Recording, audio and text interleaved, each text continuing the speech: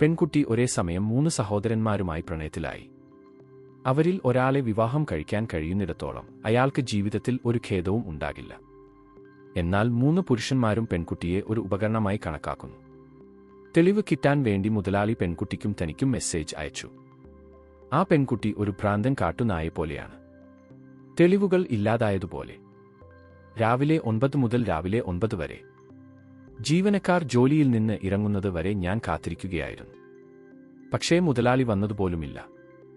വൃദ്ധൻ അവനോട് കൈകൊണ്ട് പൂന്തോട്ടത്തിൽ ഒരു വജ്രമോതിരം കുഴിക്കാൻ കള്ളം പറഞ്ഞു.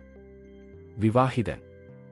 തൽഫലമായി പെൺകുട്ടി 10 വിരലുകളും മാംസത്തിലേക്കും കുഴിച്ചു. പക്ഷേ ആ വൃദ്ധന്റെ പക്കൽ എന്തെങ്കിലും മോതിരങ്ങൾ ഒളിപ്പിച്ചു വച്ചിട്ടുണ്ടോ എന്ന് എനിക്കറിയില്ല. മൂന്നാമത്തേത് കൂടുതൽ അതിശയോക്തിപരമാണ്. അയാൾ യാദൃച്ഛികമായി ഒരു വാചകം ഉണ്ടാക്കി. ആ പെൺകുട്ടി അവനെ മലമുകളിലേക്ക് കൊണ്ടുപോകട്ടെ, ഉൽക്കാ പെൺകുട്ടിയെ കാണാനും അവനെ വിവാഹം കഴിക്കാനും. അവൻ ഒറ്റയ്ക്ക് വണ്ടിയോടിച്ചു പോയി. പെൺകുട്ടി മഴയിൽ വഴുതി വീഴാൻ ഇടയാക്കുന്നു. അവന്റെ കാല് ഏതാണ്ട് ഒടിഞ്ഞുപോയി. അവൻ നിഷ്കളങ്കനായിരുന്നു. കഠിനാധ്വാനം ചെയ്താൽ മറ്റൊരാളുടെ ഹൃദയം മാറ്റാൻ കഴിയുമെന്ന് അയാൾ കരുതി. പക്ഷേ എനിക്കറിയില്ല. എല്ലാവരുടെയും കണ്ണിൽ അവൻ ആസ്വദിക്കാൻ കഴിയുന്ന ഒരു കൊച്ചുകുട്ടിയാണ്. പക്ഷേ 4 പേരുടെയും ഒരേയൊരു ചിത്രം അദ്ദേഹം ഒരു നിധിയായി എടുത്തു. എപ്പോഴും അമൂല്യമായി കരുതപ്പെടുന്നു. പെൺകുട്ടിയെ കുട്ടിക്കാലം മുതൽ അവളുടെ അച്ഛൻ ദത്തെടുത്തതാണെന്ന് തെളിഞ്ഞു. ബിസിനസ്സിന് 2 തലമുറകളുടെ ദാമ്പത്യമുണ്ട്. അതുകൊണ്ട് ആ പെൺകുട്ടിയെ അവളുടെ അച്ഛൻ എപ്പോഴും വാണിജ്യ വിഭവങ്ങൾക്ക് പകരം വയ്ക്കാൻ കഴിയുന്ന ഒരു ഉപകരണമായി കണക്കാക്കിയിട്ടുണ്ട്. 3 സഹോദരന്മാർക്കൊപ്പം ബിസിനസ്സിൽ ആ പെൺകുട്ടി വളർന്നു. അവൾ 3 പേരിൽ ഒരാളെ വിവാഹം കഴിക്കുമെന്ന് അവൾക്ക് അറിയാമായിരുന്നു. അതുകൊണ്ട് അവൾ 3 സഹോദരന്മാരെയും പ്രീതിപ്പെടുത്താൻ പരമാവധി ശ്രമിച്ചു. ആ കുഴപ്പത്തിൽ പോലും 3 സഹോദരന്മാരെ ഒന്നൊന്നായി അഗാധഗർത്തത്തിൽ നിന്ന് രക്ഷിക്കാൻ തന്റെ ജീവൻ പണയപ്പെടുത്തിയതും അവളായിരുന്നു. രാജ്യമെമ്പാടും ഈ ജീവൻ രക്ഷിക്കുന്ന കൃപ ഒരു ധനികന്റെ മകൾ എടുത്തുകളയാൻ ഞാൻ ആഗ്രഹിക്കുന്നില്ല. ആ 3 പുരുഷന്മാർക്കും ആ സുന്ദരിയും ക്യൂട്ടുമായ പുതിയ പെൺകുട്ടിയെ ഇഷ്ടപ്പെട്ടു. ആദ്യം പെൺകുട്ടി കരുതിയത് പണം നൽകിയാൽ മതി എന്നാണ്. 3 സഹോദരന്മാരിൽ ഒരാൾ അവളുടെ ആത്മാർത്ഥതയിൽ സ്പർശിക്കപ്പെട്ടിരിക്കണം. ഇന്നുവരെ അവർ 3 പേരും തമ്മിലുള്ള സംഭാഷണം അവൾ യാദൃശ്ചികമായി കേട്ടു. അപ്പോഴാണ് അവൾ എല്ലാ സത്യവും അറിഞ്ഞത്. ഈ നിമിഷം പരിക്കേറ്റ അവൾ ഒരു കുടുംബത്തെ മാറ്റാനും തീരുമാനിച്ചു. അവൾ വ്യാപാരിയെ വിവാഹം കഴിക്കേണ്ടി വന്നതിനാൽ വെളുത്ത കണ്ണുള്ള 3 ചെന്നായ്ക്കൾ അവളുടെ സ്നേഹത്തിന് അർഹരായിരുന്നില്ല. പിന്നെ അവർ ഒരിക്കലും വിവാഹം കഴിച്ചിട്ടില്ലാത്ത നോവൽ തിരഞ്ഞെടുത്തു. ആ സമയത്ത് അവൾ അവർക്ക് മൂപ്പന്മാരെ കൊടുത്തു. അങ്ങനെ അവൾ തലതിരിച്ചു. അവൾ വ്യാപാരിയുടെ ഭാര്യയോട് പറഞ്ഞു. വർഷങ്ങളായി പെൺകുട്ടിയുടെ അനുഭവങ്ങൾക്ക് മുത്തശ്ശിയും സാക്ഷിയായിട്ടുണ്ട്. ഞാൻ ഉടനെ എന്റെ ഇളയ മകനെ വിളിച്ച് അഭിപ്രായം ചോദിച്ചു. അപ്രതീക്ഷിതം. ഇതിനെ ഒരു കല്യാണം എന്ന് വിളിക്കുന്നു. കേസ്.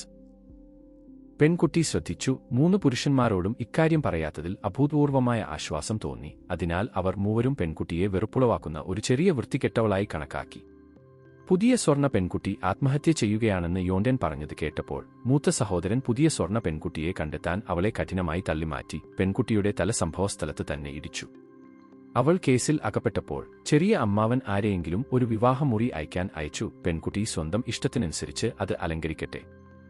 ഈ നിമിഷം പെൺകുട്ടിക്ക് ആദ്യമായി വിലമതിക്കപ്പെടുന്ന ഒരു തോന്നൽ അനുഭവപ്പെട്ടു. പക്ഷേ ബാക്കിയുള്ള ചെറിയ അമ്മാവന്റെ വിവാഹമുറി അലങ്കരിക്കുന്ന തിരക്കിലായിരുന്നപ്പോൾ പെൺകുട്ടി ഏറ്റുപറയാൻ ആഗ്രഹിക്കുന്ന ഒരു പ്രേതമാണിതെന്ന് 3 സഹോദരന്മാരും കരുതി.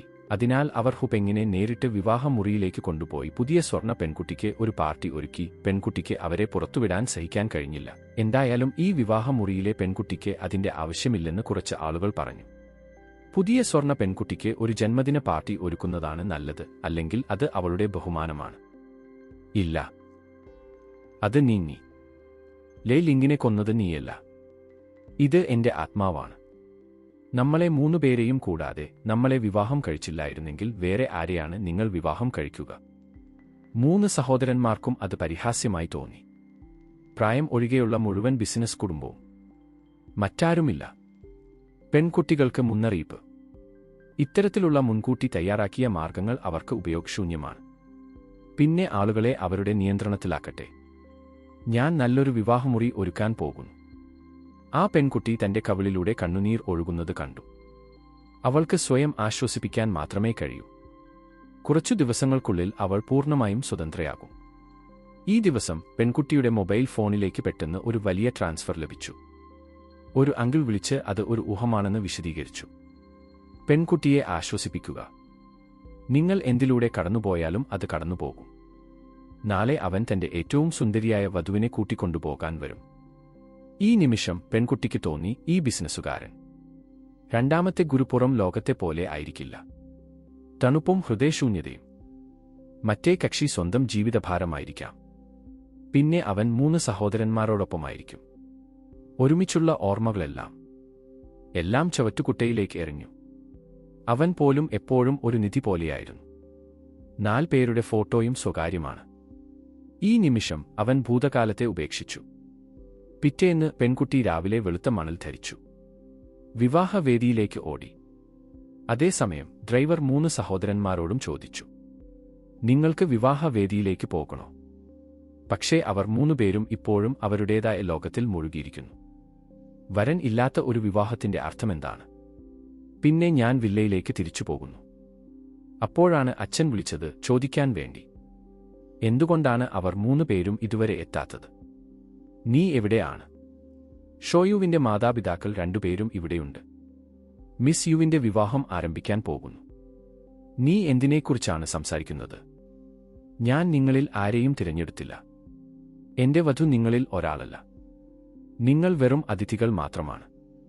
നീ ചേരുമോ ഇല്ലയോ എന്നത് എനിക്ക് പ്രശ്നമല്ല. നന്ദ, നിങ്ങളുടെ സാഹസിക യാത്രയുടെ തുടക്കത്തിൽ തന്നെ ഒരു പുതിയ ജീവിതം സ്വീകരിക്കാൻ തയ്യാറാകൂ. എനിക്കറിയില്ല